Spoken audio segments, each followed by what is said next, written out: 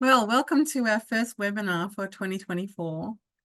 And I hope you enjoyed our video on DAS International, the wonderful things that we do here at DAS International.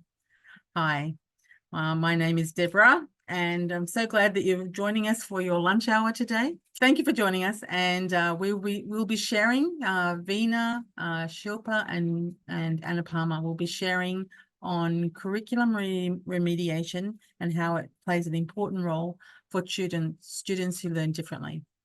So let's get started, and I'll introduce our presenters who will be sharing with us today. All three of these teachers have a very strong foundation in supporting students with learning differences, both in mainstream and international schools. So firstly, let me introduce you to ANUPAMA.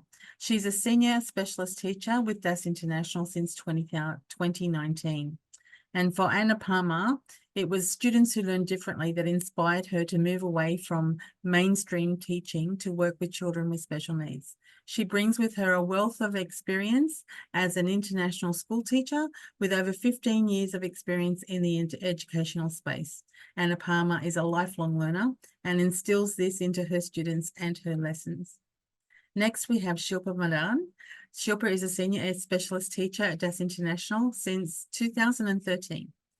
SHILPA began her teaching career as a preschool teacher, and then she decided to equip herself with the skills to support children with learning challenges, and has been working for more than 10 years supporting students who learn differently. With a strong background and special interest in maths, she aims to build her love of this subject in her students. And VEENA JAYANTH is a senior specialist teacher at DAS International. And VEENA's personal mission as a special educator is to support each child individually as they all have unique learning styles and a different pace of learning. She has a wide and rich experience in working with students from many different countries and international schools, as well as mainstream schools here in Singapore. And finally, today we have Anna Berta with us. Anna Berta is the head of DAS International. Anna has a wealth of experience in providing support for students with learning differences. And as head of DAS International, she aims to provide a professional service to support those who learn differently, both in Singapore and in the region.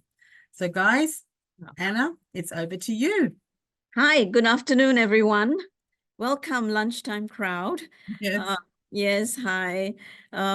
So, you can munch on a sandwich or any takeaway that you have. We find these lunchtime spotlights very popular because you don't need to rush anywhere, and just come and join us, relax, and also ask us questions. So welcome, everyone. And I'm your host, along with Deborah. Deborah's our Deputy Director, Special Projects and Executive, Publicity and Publications. Thought I'd introduce you, Deborah. It's okay, I don't need introducing. You are much more important than me. So today we really have a special series. Our three special and very experienced guests. We've invited them again. We've run this very popular webinar before, and but back by popular demand, because the topic is always of interest. And I think not many people maybe know how to go about using curriculum remediation, So children, that could be lagging behind in school, they may or may not have a learning difference or learn differently. So this might impact their self-esteem negatively, and it could cause anxiety as well. And this ultimately could affect their academic performance. So what we are trying to do today, SHILPA, VEENA, and ANUPAMA, is just through their own practice, their own professional practice, they will be sharing some insights for you. So over to you, our ladies. Please take over. Thank you. Hello, everyone. So Anu, VEENA, and we decided that, okay, I'll be starting it. So, okay, so this is our topic today is why is curriculum remediation necessary for students who learn differently? There may be a diagnosis, there may not be a confirmed diagnosis, but they do learn differently. So we are going to try and share with you what we have learned and found through our experience. So next slide, Deborah. Yes, thank you. Here is the quote I came across from Dr. Kelly Sandman Hurley. Children, even our youngest students, know when they are behind their peers. Every year that they are left without appropriate instruction is another year they internalize their lack of progress as their own fault and start to label themselves as stupid. I couldn't agree more when I read this. We have come across so many students who start thinking that they're not good enough. So our first aim is always to put that self-esteem back. And how do we do it?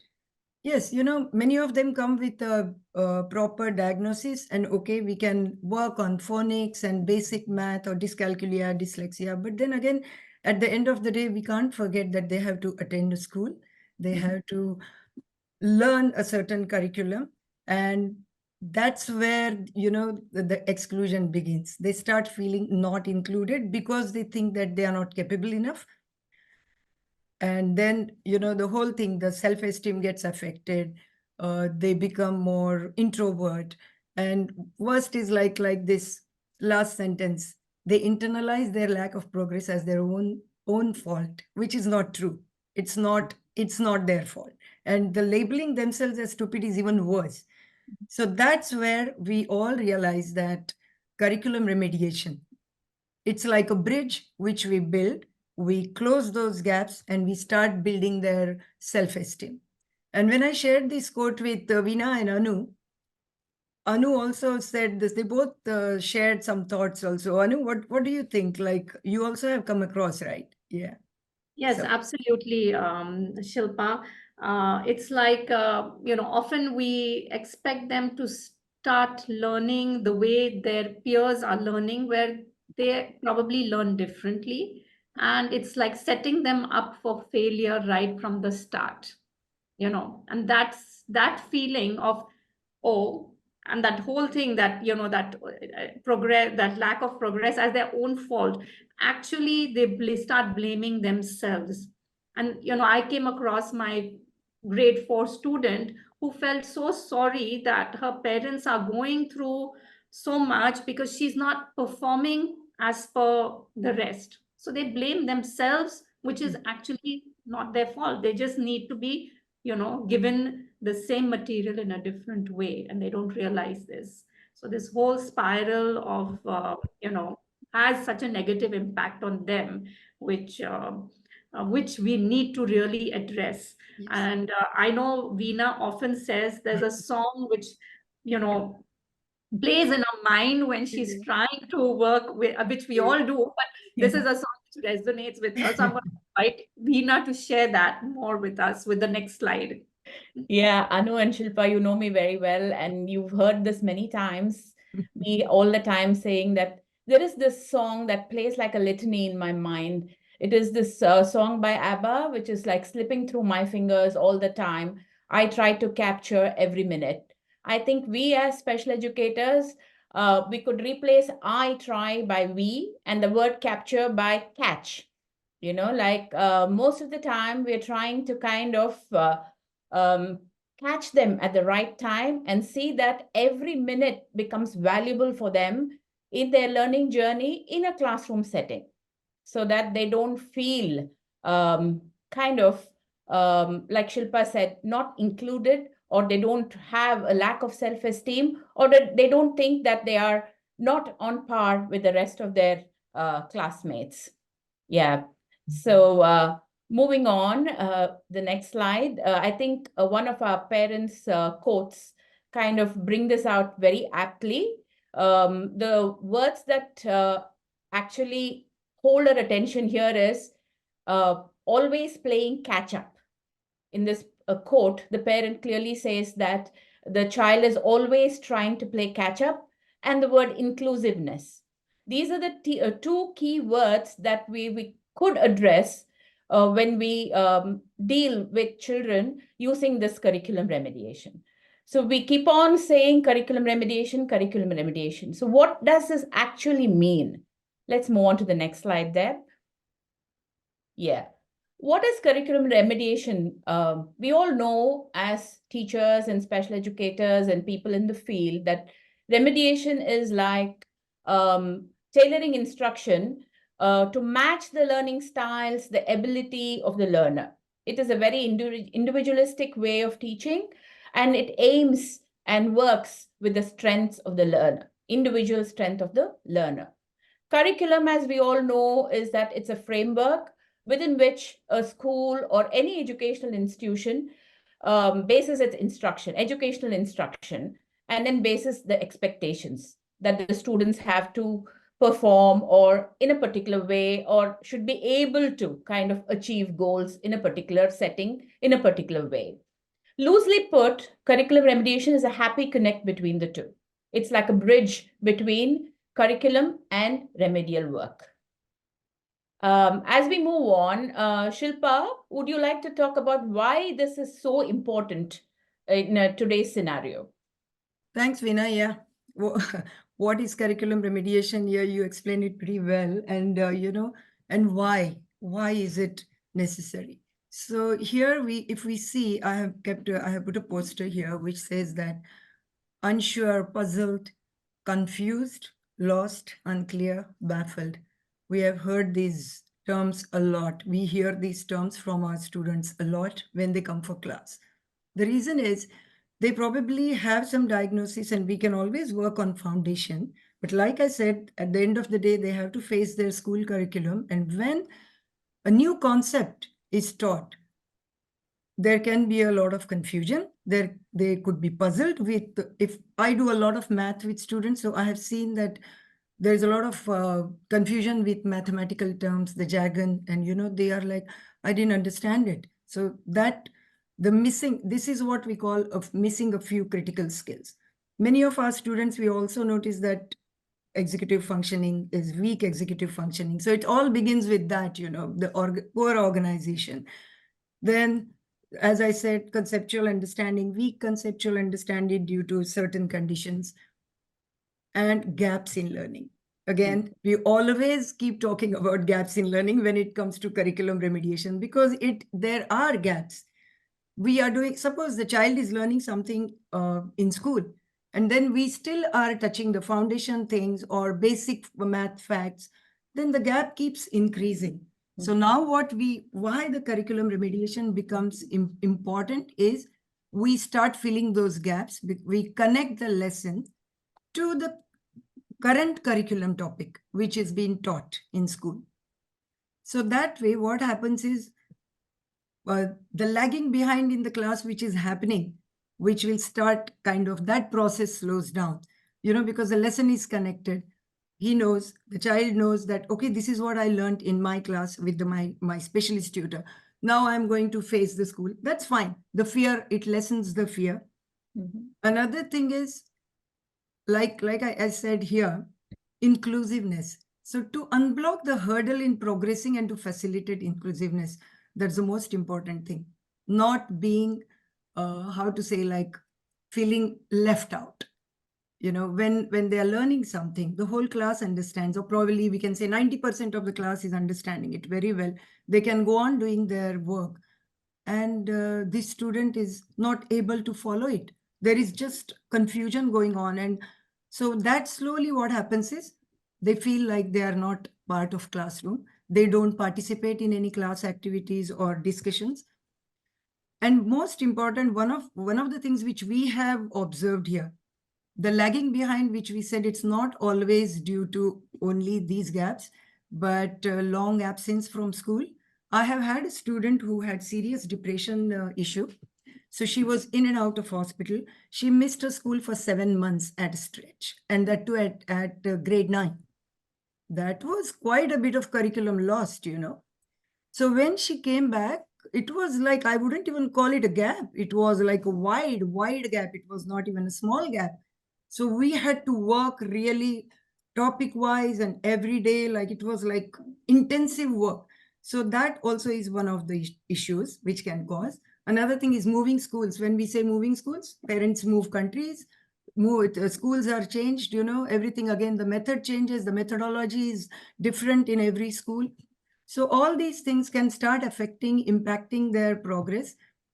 So best way is to go about it, or rather I would say to rebuild that experience, confidence, rebuild the liking of the subject, and facilitate inclusiveness is curriculum remediation. We can do our basic work. Like if a child comes with dyslexia, we will always focus on our phonics-based work, but we will always also find out what the teachers are doing in school. So if there is more writing work is going on, definitely we will also side by side, we will start getting the child to do that work. So, basically we want to change this poster into from unsure to sure, clear, all those things, no more lost, slowly. It takes a time. It takes a long time sometimes, but yes, we can achieve that. We have seen that. Just to mention, just this morning, 7:50, I get a message from one of my students, grade 9 students. Miss Shilpa, I scored 61 in my math test. And there was like, that girl made an effort to message me from school. So that kind of, told me that the same girl was asking me, do you think I will pass this test? So that unsure thing is always there. And we have to be so sure and say, yes, you will, because we have been working. We have already connected this. So don't worry, we are going to do that and you will achieve it. And I think that made my day. I can say that. So this is what is my, like as a teacher, it's our point of view, right? Why curriculum remediation is important. Even the parents think, like when we saw the parents thought, what does a student think? What is their viewpoint? That's what comes in the next slide, Deborah. Can we go to the next slide? Anu, you can explain a bit about it? Yes. Thank you. Taking on the little lovely picture which Shilpa has just talked about, the confused and lost. Now imagine that student who has received some form of curriculum remediation, and how Shilpa mentioned that we are going to change those words from not sure to sure. So when all this starts working, we start plugging in the gaps, as Shilpa said. We start making the topic relevant. For example, a student who came to me and saying, "When Miss Anu, in class, we are learning about average, but what is average? I don't even understand." So we plugged in the gaps. We slowly taught it to her in a way which she could understand what is average, how we can use average. So what it did, it became relevant for that student. When she went back to her classroom and she showed me next week, "Miss Anu, I could solve these word problems," because it became relevant. She understood, instead of moving so fast and not at her pace, in the classroom where she was feeling lost, what's happening, I'm just seeing some formulas here. She understood and she could actually solve it. So along with becoming relevant, she started meeting some of her grade level expectations. Like how Shilpa said, her students scored 61 out of a certain score, and she felt so happy. Similarly, when they start seeing some scores which they were not seeing before, they start feeling, confidence building up for them. Sometimes I've had students, we have worked on some form of writing. I've taught them, introduced them to how to start the writing with a hook, which is done in school. It's not that it's not done in school, but the way it's done, that it is retained with the student, these strategies. And he could use it when in a piece of writing in his school. So that became so relevant. Oh, Miss Anu, I did a piece of writing and I used a hook, and look at the way I did it. It became so important for that child, and brought it back. So they are making those connections, that what we are doing in class at DAS through the curriculum remediation, they are able to use it in their classroom as well. And that makes such a difference. And what happens, the main thing which happens, is their confidence is re-established in themselves. They get engaged in their learning. They are not distracted. All those behavioral problems which arise due to lack of engagement, not understanding, not able to access what is happening in the classroom, starts to diminish. They are not that fidgety anymore. They start feeling the relevance. Sometimes we also pre-teach a concept before they are taught in the, in the classroom. So that also makes a difference because they already have some prior knowledge and they can actually access it. So it's almost like working hand in hand with what's happening in school, and we are doing it here. But the most and the key part is the confidence building and their engagement and their, generating the interest back into what is happening in the classroom. So moving on, we are going to ask VEENA to share a case study where she's found this relevant as well for the perspective of the student. Sorry, I think I this is think one it's student. Shilpa. Yeah. Okay. Sorry. Oh, it's okay. I'm going to share because why I'm going to share this case study right away after Anu's explanation about what a student feels. Exactly what, especially, we notice this in older students, right? The high school level or like middle school, high school, because they are like entering teenage and other things, other emotions are also playing up. So here is a case study of a 15-year-old student, grade 9. He came to me for math. So the concerns were quite a few. Weak working memory, poor organization skills, extremely weak retention of facts. Literally, we would do one session, we would be doing that, and he was doing twice a week. By second session, sometimes 60% of the stuff was out of his mind, almost wiped out. Confused with conceptual understanding, fear of math, which translated into anxiety and unwillingness to learn, which caused a vicious cycle. Introverted behavior, as I said, mentioned before, and low self-esteem, they go hand in hand, unfortunately, because the minute you don't perform well, low self-esteem, then don't want to mix around. Lacking participation in class, negative impact on exam performance. It was showing regularly, consistently negative, weak performance. Worst of all was, he was a classic example of that quote, which we shared with you. Had internalized the lack of progress as his own fault. He would very regularly, he would tell me, because I'm not good, I'm not good only, I'm not smart. I don't understand. He even said to me once that, I feel very guilty to go home because I feel I disappoint my mother because I am not smart. So when we hear that, it hurts actually, because as teachers also we feel, oh no, that's our job to bring out. So what I did with that student, so what I have written it in short, of course, tried to write what I planned the lessons. There was a lot of pre-teaching which I started. Anu just mentioned that pre-teaching. So I communicated with the teacher. I kept a regular communication with his teacher. Asked what topic was going to be taught next session or whatever in next, after a few sessions. Then I would introduce him to the terms, the words, the topic, the base, not too much, but just go into it, teach him. And then, so it all became very targeted intervention, And whenever I noticed some gaps, okay, it was quite interesting. Like when I was teaching him something like map scales and standard form, which is very complex for them to understand the index, they have to use indices and all that in that. But suddenly I would see that there would be a big gap with multiplication operation, which they have learned in primary. Or there would be, if we had to solve algebraic fractions, a basic fraction addition would be out the window. So main part of work would be on the whiteboard, 3/4. 1/4 of whiteboard will be revisiting the concept. So all the way back, we would just do with the numbers, basic fractions. But it was very interesting to see that he liked it. This student, he said, okay, it would be always like a light bulb moment. Later, I've seen it in one of VEENA's slides. There is that light bulb moment also.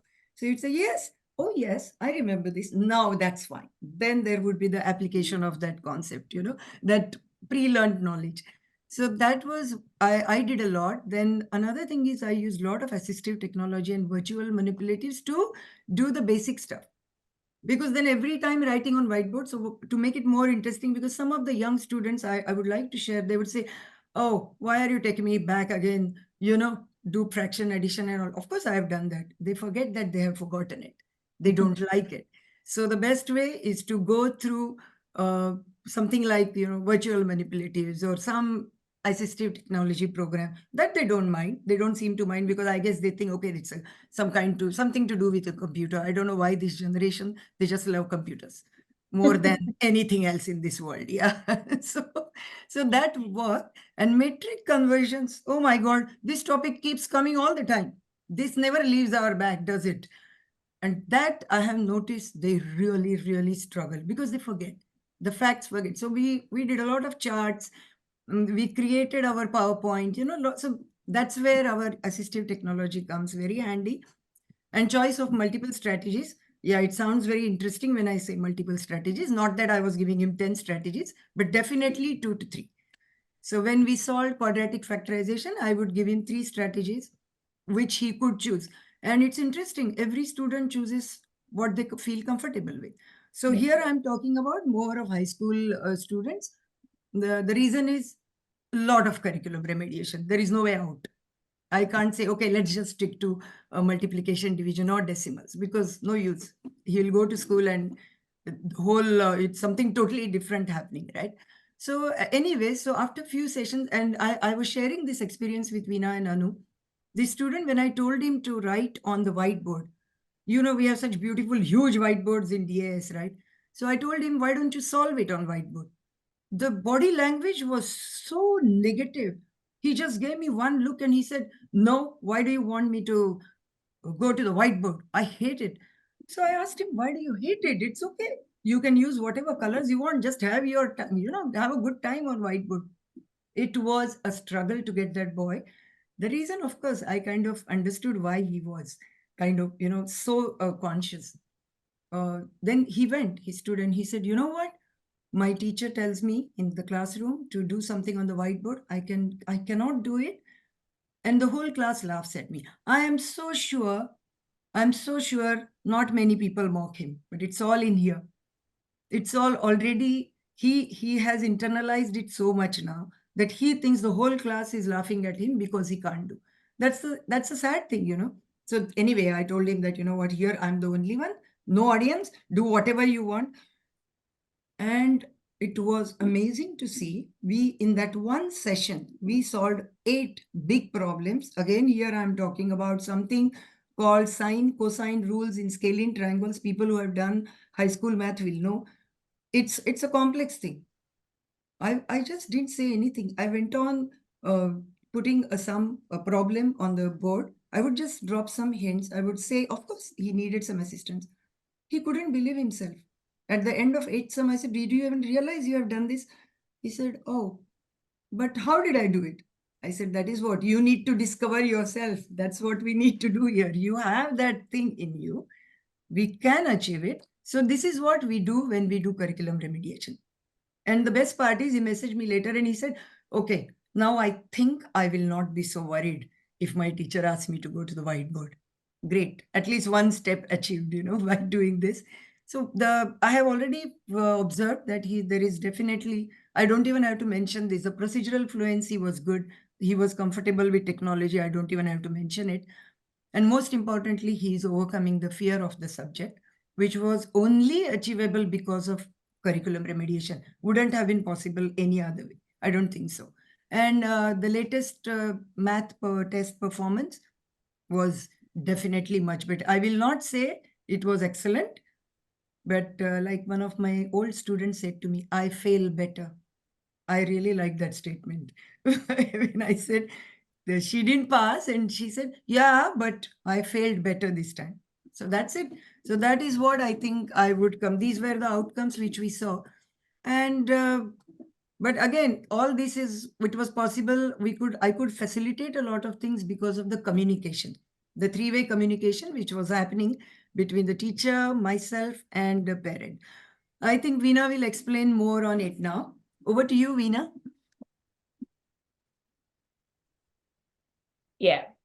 When we talk about curriculum remediation, like Shilpa was saying, and Anu spoke about it earlier also, that there has to be a particular method to how we go about doing this. And there are very, very key stakeholders that are involved in making this curriculum remediation a success or more relevant. And how do we do this? We don't work in islands by ourselves. We need the support of parents. We need the support of the teachers. And then these two, along with us together, is when we can make a student a very happy learner. So what we do is we communicate with the parents. The parents are the first point of contact more often with the younger kids. Usually, they are the ones who realize and they come back. And then the school, we connect with the school. We try to figure out what is happening in a classroom, what is the methodology used, and where are the gaps. And then what happens next is that we form a triangle of communication. And then based on this, we go on helping the student. And this is best demonstrated in the case that Anu is going to talk about, one of her students, and how the student benefited using this particular form of communication. Over to you, Anu. Yeah, hi, thanks, Shilpa. So taking on from what Shilpa had mentioned earlier, we help students to discover themselves, right?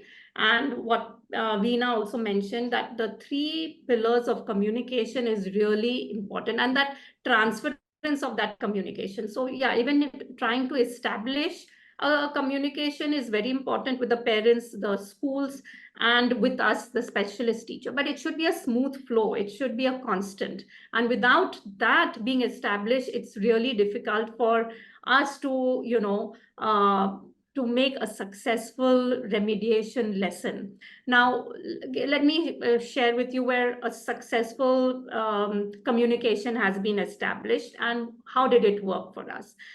So this particular student, typical case of dysgraphia, hates to write, but he is very verbose. He's got excellent ideas, can talk for hours, and loves to express himself. But give him a paper and pencil, he'll run away. All right. Even in our small classrooms, he will find a place to, escape that. As he grew older, he would find ways to, not hold that pencil and paper or even the whiteboard or anything. He'll talk with me and we know what is he trying to do? Task avoidance, right? Now, what happens is we started having, email interaction. So the school support and the school teacher would tell me what's going on in their class. We would also establish a pre-term meeting, the parent, the school support and the school teacher. We'll have a Zoom online meeting to understand this particular student of ours, let's name an X, and also what's happening in class, what is he capable of, and I'll share what I have also been doing. So we worked hand in hand. Some strategies, what the school are doing, I will adapt it to my lessons, and strategies which worked for me, I will share it with, so they will also engage him in the same way. So then the progression happens.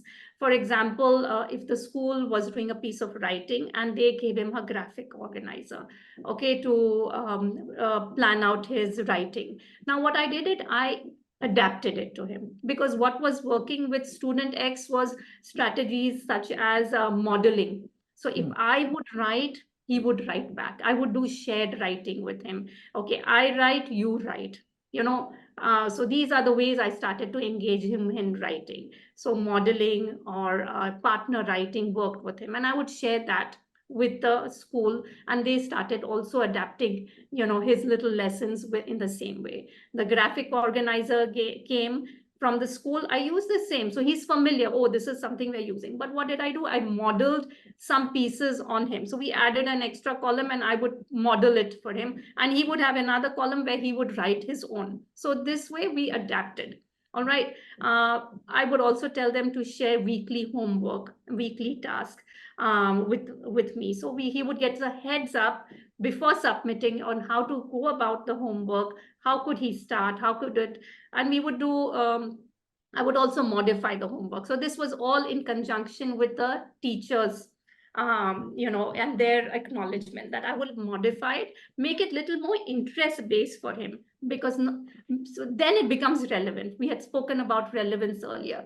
Now, this student, through our meetings, I came to know, for example, he loves football. So writing an explanation text, for example, that's what they were going to work on. I said, okay, I don't understand anything about football. Tell me what it is. Introduce me to that game, And he had a lengthy speech about it. He could tell me all about it. I said, okay, now let's write something about it. So that became relevant. Oh, he could write. With another student, I'm deviating from student X. He was so into F1 racing. And he got interested in writing is because when he wrote me an email and said, okay, send me an email, because we were working online that time, about what is F1. I've never attended. Though I've attended, I pretended that I had no. And he wrote me an email about what is F1, when is it happening, what are the different categories. And that's when he got actually interested in, that's something, a light bulb movement happens. And I think that's something which Shilpa and Veena will also resonate with, that, we have to create these light bulb moments for our students, which then they can start, that spark comes.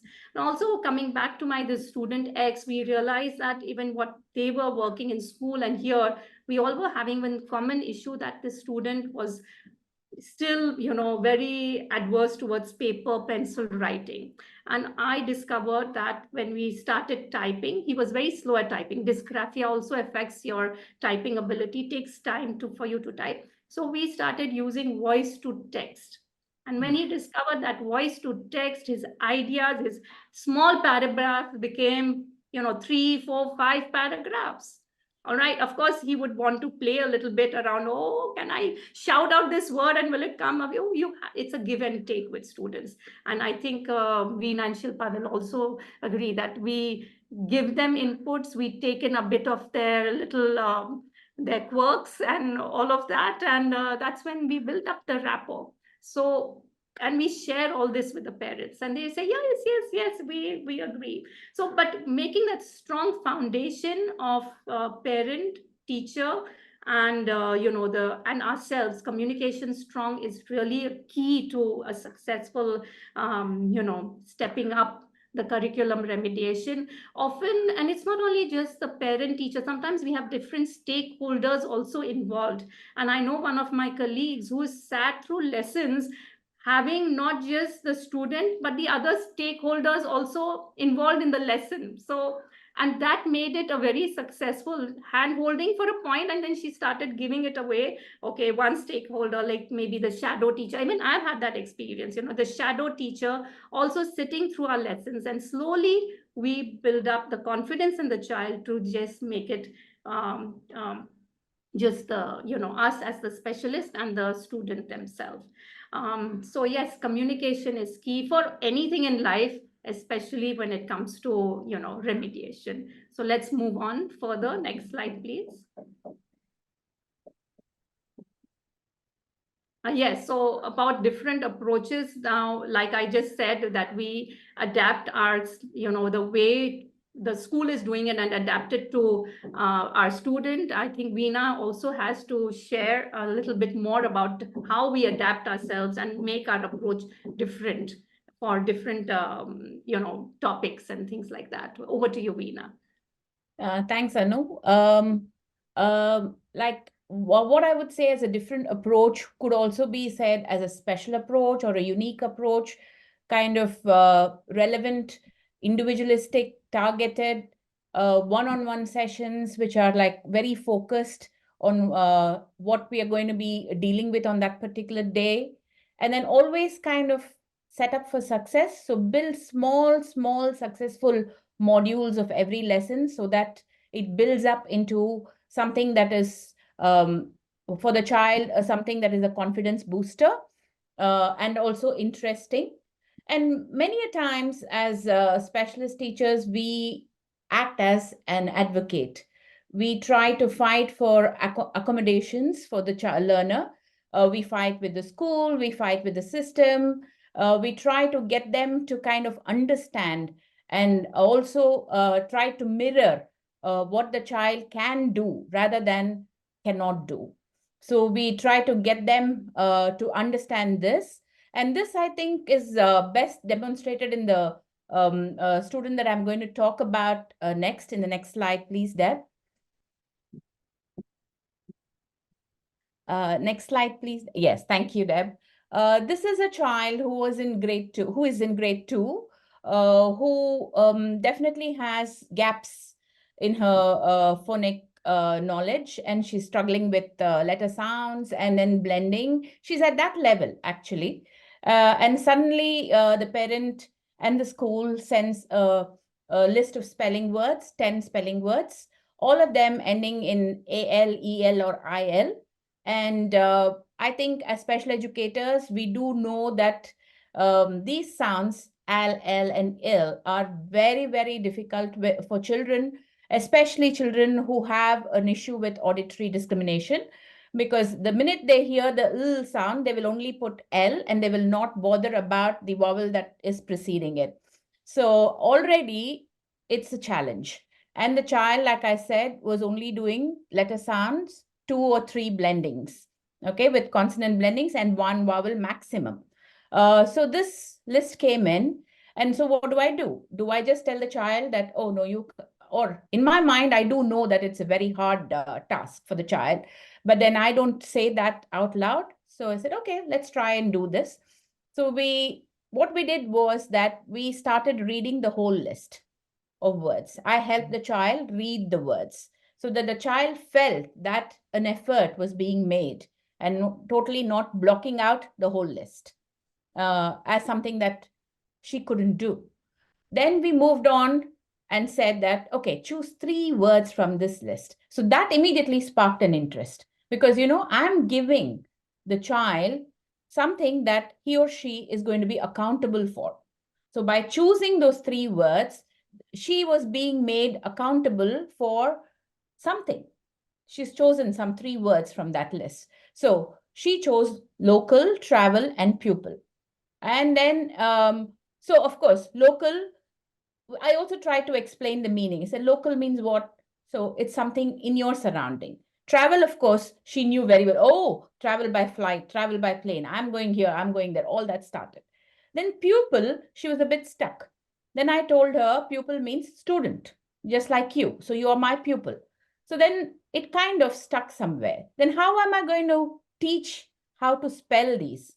So I had to kind of break it down. So local and pupil were pretty okay for her because low means she knew that L and O sound is coming. And cal, okay, she might put a K, but it was still fine. She was coming closer.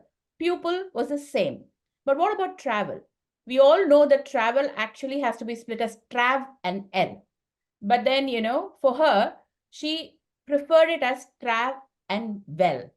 Okay, fine. That was because she had this auditory discrimination issue. So if I said L, E-L, she would have just put an L. So I let it go. So, and we practiced this a lot on the whiteboard. Then at the end of the lesson again, I made her go back to it and write it all again on the board quickly by just giving her the sounds, and she was able to do it.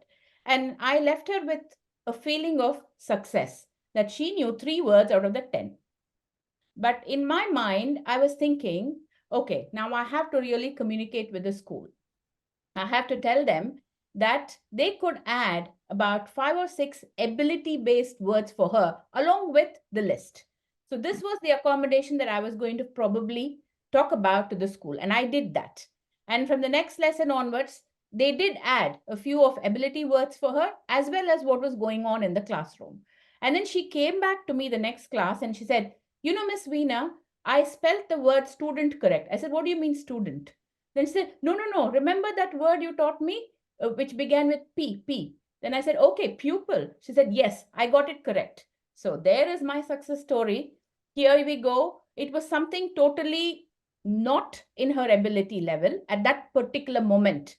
But we had to do it because it had to be relevant to what was happening in the classroom. And I could not say you would not be able to do it to her. We had to try. And try we did, and try she did. And so she was able to go with a smile, you know, like, okay, I got 3 words out of the 10, which is fair enough. You know, instead of getting everything wrong, she got 3 correct. So we'll focus on the 3 correct and see what can be done to build up her confidence by trying to let the school know if the words were too hard for her and how they can try to make her feel more and more confident and attempt these spelling words in style. So this was my experience, and I think I really enjoyed doing this, and pupil, student, stuck in my mind for a long time. Yeah, so that's how we go on with curriculum remediation. Yeah, when we talk about curriculum remediation, there's also about smooth transitions. Over to Anu to talk about smooth transitions. Yes, so let's remember this, not remember, we all use this, phrase, to be there at the right place at the right time. Now that is so relevant when it comes to curriculum remediation. And let me tell you why. Because we have all heard of the term chunking, right? Chunking is breaking it up into different parts. Now, our curriculum is also similar. Like if you see a transition from, the preschool years all the way to grade 10, there are chunks, right, of learning. And then suddenly you'll say, oh, now he's moved on to this grade, and then suddenly it's so high. Why? Because the previous 2 years was, 2-3 years were building up those foundation, and then you start assimilating and start introducing. So if we are aware of these chunks, okay, and we give that intervention or the remediation at that right time, all right, it makes such a difference. For example, at just before grade 1 is when you will start you may observe that the students or the learner is unable to understand the phonics, is unable to maybe recognize the letters, the sounds, and we give them intense intervention at that time, fill in the gaps with those curriculum before he gets into grade 1. That prepares them for that grade 1. It makes a difference over there. I had one student who had come very intense, just before she was going to start primary 1. She came for at least 2 months, November and December, for intense. And that child was, I think, amazing. She would sit for me with 1.5 hours, almost 3 times a week. And we did intense remediation and, intervention at that time. And she's not had to come back. She was prepared for her reading level for primary 1. And a mother wrote back to me 1 year later saying, Miss Anu, it was so wonderful to get that, intervention at the right time. She is reading so well now. So that's so important. Similarly, I think VEENA and SHILPA and me, we have had experiences. If they have come at, just before they start the O-level preparation. So by 6th and 7th, they're having so many gaps, red flags in their school academic work. And we start, giving them that, bridging those gaps at those times. It helps them to prepare for their O-levels. Imagine you're coming, the student is coming at grade 4 with very, very low reading skills. Now imagine grade 4, grade 5, they're already doing comprehension, higher level comprehension. All right. They're already into, big 5 paragraph writings. And then we need to start off with just basic reading, reading strategies at that time. How many gaps you have to fill? Think of that. How many gaps are we going to try to fill in that? Even as a specialist tutor, you have a long list. Do I teach, comprehension strategies? Do I teach, reading strategies? Do I teach writing strategies? How many things to work on in that 1 hour with the student? And how do we plan? So, this is a little like an appeal to parents and educators. When you observe these gaps in learning, to seek for the, the intervention, the remediation at the right time, it's going to help them. Because it bridges the gaps, it makes it relevant. They start, because the gaps will just widen if we don't give that remediation at the right time. Also, what happens, it's a holistic approach, right? We teach them, they learn about the study skills, right? Something simple like, and VEENA will, SHILPA will agree, who works with intensely in maths, that when you're doing word problems or anything in maths, if your working space is not organized, how are we going to even, help them with, solving? So it goes back to that, those small little steps of organizing your workspace to be able to do your work, all comes, your executive functioning, your study skills, all, and as you grow older, you're going to need more of those organization skills. So it all starts at the right time. So you need curriculum repetition so you can help the student, the learner, to have a smooth transition from one chunk of, their learning period to the next chunk, a smoother transition. So moving on to the next slide, let's talk about the different curriculums that which are there, which as specialist teachers we are addressing. One is, of course, our Singapore local Ministry of Education system, the Cambridge, the IPC, the PYP, which has all the way till IB, and also the CBSE. So regional education systems, and each one has their unique expectations, their unique scope and sequence. And we need to be able to plug in and prepare them for these different levels, right? For example, the IB would probably focus more on their thinking skills and their communication skills, not only in writing.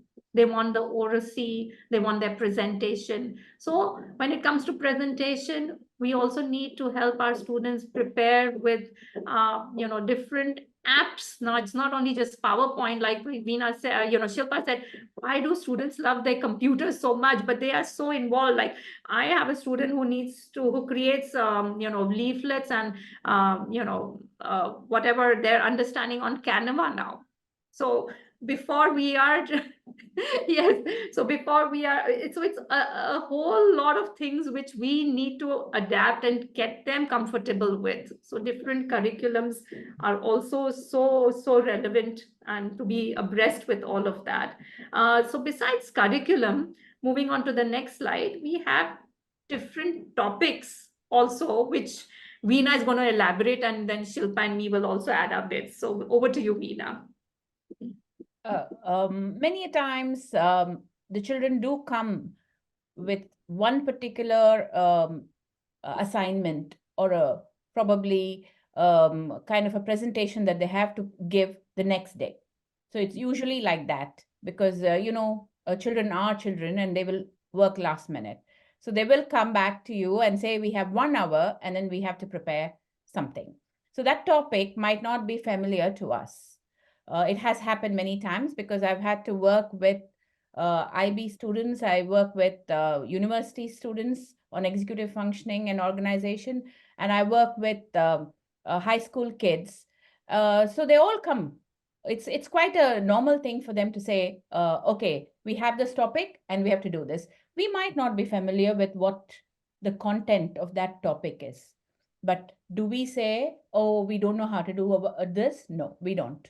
We always say we can do it together, or let's find out more about this. Let's see how we can go about this.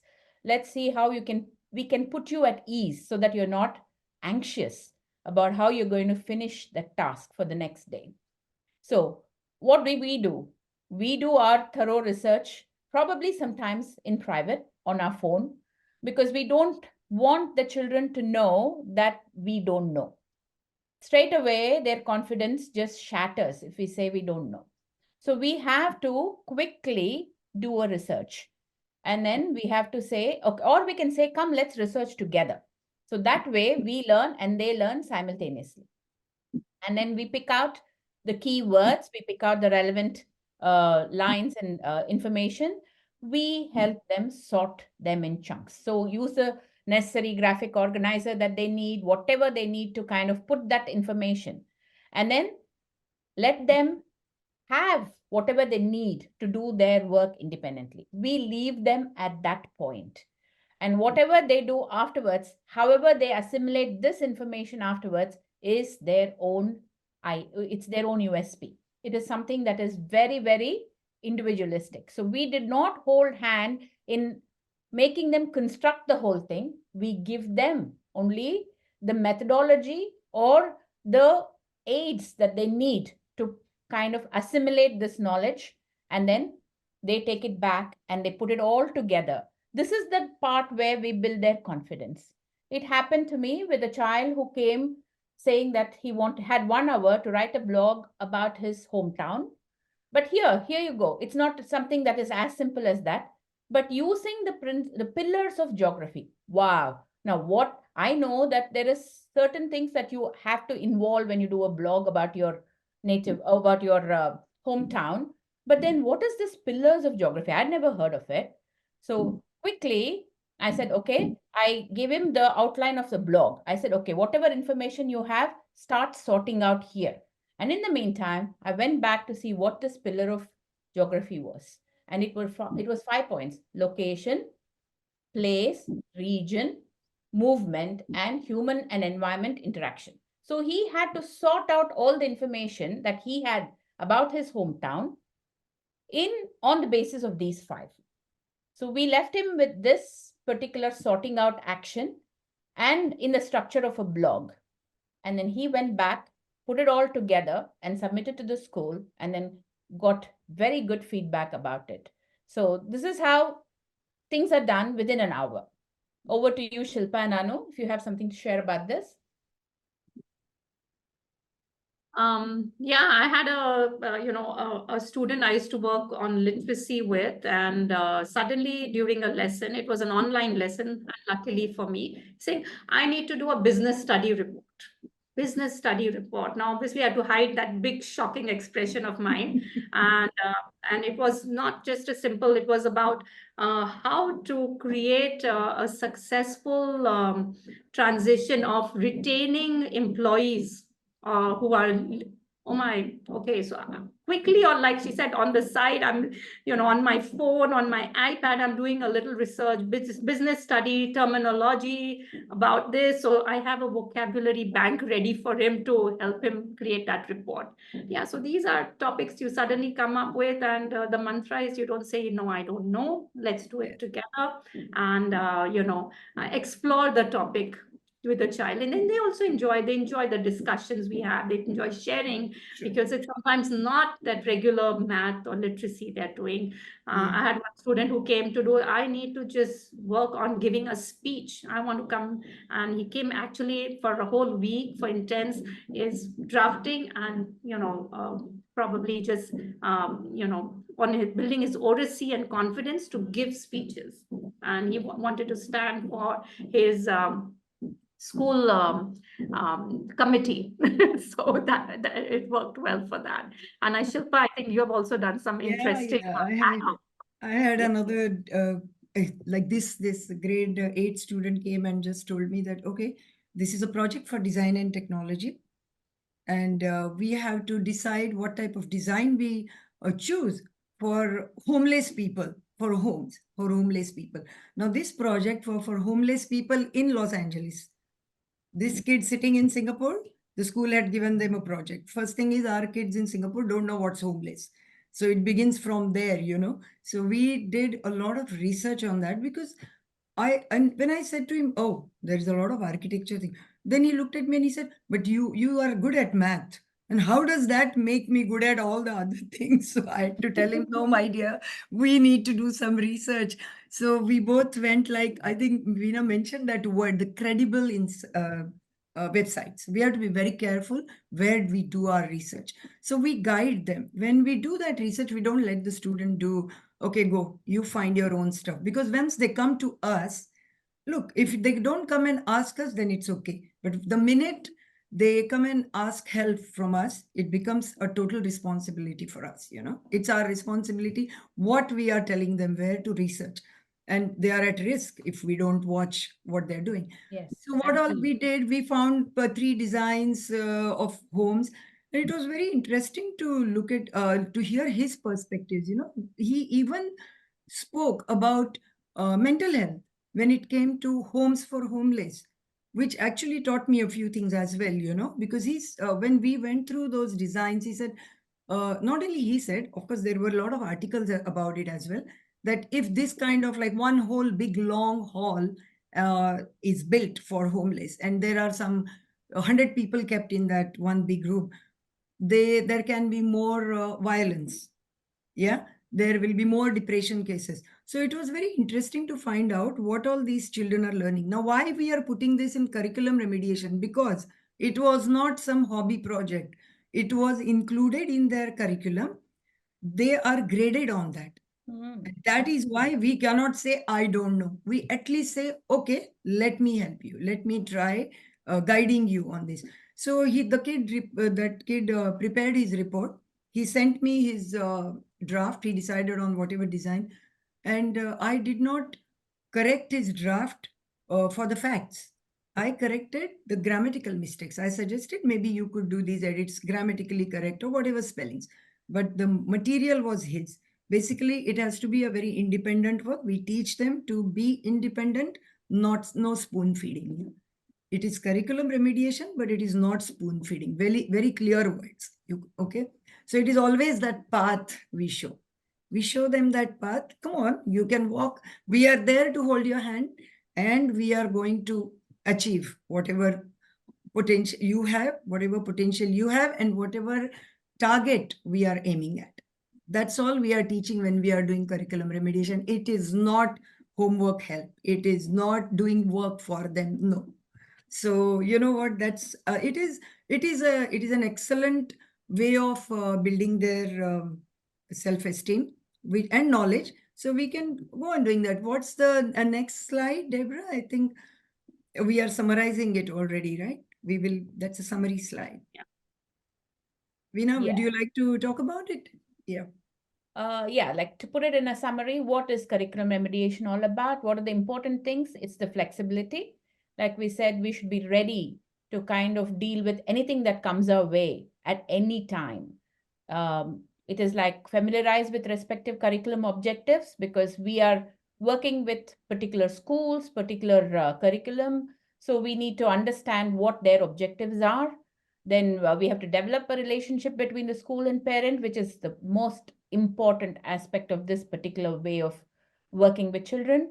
Research topic has to be, like Shilpa said, credible websites like National Geographic, and something that we know has done enough research and not any random. We have to teach the children what is a fact, what is an opinion, how to differentiate that so that they are aware of what they are trying to use even as they move forward. So putting all this together is what we do when we do curriculum remediation. Yeah, some parting thoughts. Like we all said, it is generally observed that when children come to us only for remediation, when they start working on phonics, on spelling rules and syllabification and all that, they are doing very well here. I mean, they're learning those, but still sometimes majority of the concerns connected with the child's ability is in how a child is able to assimilate learning in a classroom setting. So to connect the two, I think the bridge would be definitely curriculum remediation. Don't you agree, Shilpa? Have you gone through something like this? The second point about the poly students and the senior, basically university students, I will just share a case. I mean, my student, he was with me since primary 5. He was with me. Now he's already finished. He's working. He's finished his IT and everything. I remember he was labeled that he's not good. He can't do things. And nobody had time to teach him or take him through certain, like I said, the pathways. And I remember when he was doing math, obviously, and unfortunately, he had another background, like he got involved in some thefts and all that, so there was some police record. So what happened was simple topics like ratios and all, he was already 16, 17. What I started doing was I included food, making food. And I mean, I won't explain too much. Every one of us knows we are using ratio and all this all the time when we cook, right? And it's so interesting to know that this kid went to IT and he took up culinary skills program. And now he's working with some restaurant or whatever. He keeps sending me pictures of food, fancy foods, which I don't know what they are. And he keeps asking me, guess what it is. The point I'm saying this is, he always said to me, when he started sessions with me, but nobody told me that I can learn like this. But I always thought I was stupid. This is where I felt really sad. Even his mother thought like that. So, this is what they say, right? They come forward to talk about what difficulties they faced in their learning journey. I think we really need to pay attention to that early assessment, early intervention, and that can take them a long, long way. Yeah. So that's what it is. Anu, what do you think about this? Very true. Shilpa, Veena, and to everyone listening today, the moment a child is born, we are waiting for him to do the next thing, milestone. Oh, when will he walk? When will he crawl? When will he say the first word? And that is always there. So the expectations of a developing child is there. Now, similarly, when a child goes to school, there's a curriculum, and as long as there's a curriculum, there will be expectations to be able to read, to be able to write, to solve math problems at different stages, different things, to write 3-letter words, then to write 3-word sentences, and then to write 3-paragraph essays. So those are always going to be there. It's not changing. It's a given. So in this situation, what can we do now when students or children or learners, however we want to term them, are not meeting those expectations? When a child is delayed in achieving a milestone, is not walking, we are seeking intervention. We'll go to the pediatrician, look for what we can do over there, maybe some kind of therapy or things like that. Similarly, when it comes to school and okay, not yet writing 3-word sentences, not yet writing, we need to look for that link to bridge those gaps, all right, to create those light bulb moments so they connect what they are capable of doing and what is expected of them to do. All right, handhold them, and we try to shorten this gap and help them over here. This is what we are trying to do as curriculum, because the curriculum and that expectations are there. What they can do is also there, and there's this gap, and through remediation, we fill the gaps. And yes, so let's not shy away for parents especially who are listening through from this, because it's going to help you. These were our last words here. Back to Deborah and Anna to see if you have questions and if we can address them. Thank you so much on behalf of all. Thank you all for being here today. Thank you, Anu, Veena, Shilpa. It's so interesting. Yeah, Deborah, very powerful. very powerful. Deborah and I were like, We love the stories. We love listening to you guys. yes, yes. Yeah. Thank you.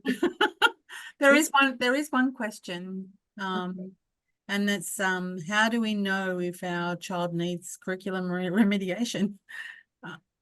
Big question. Right. So or do we just give them more time to settle in? It's a fine line, right?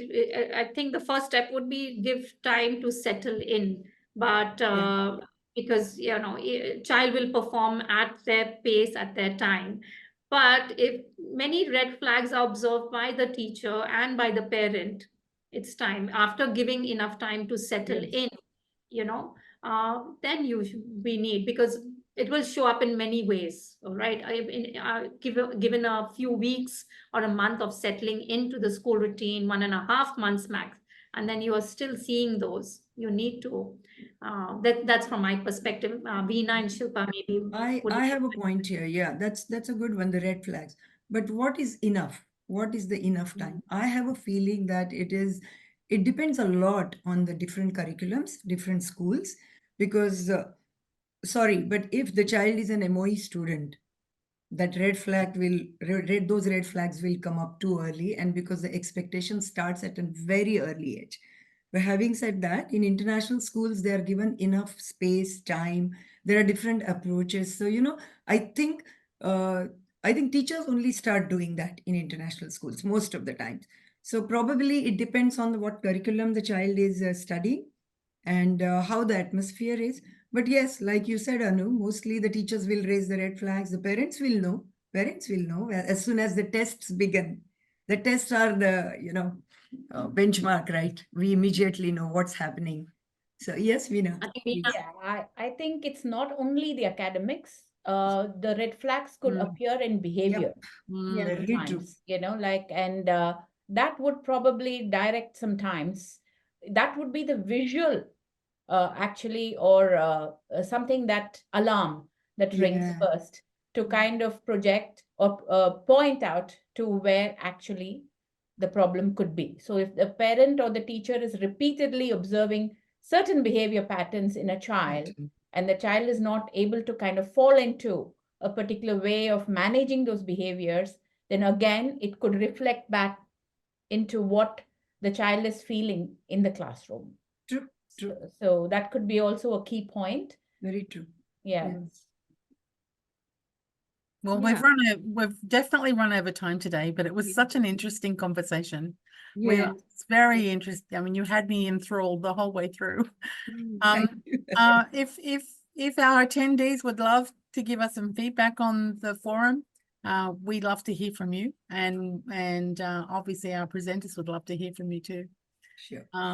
We have another webinar coming up next week, so please join us for that. And if you haven't registered, you can look to DAS International social media to find the registration link. Actually, it's the same one that you did for this one. So if you've registered, you'll see it there as well. But over to you, Anna. Would you like to sign off for us? Let's sign off. Okay. Bye-bye.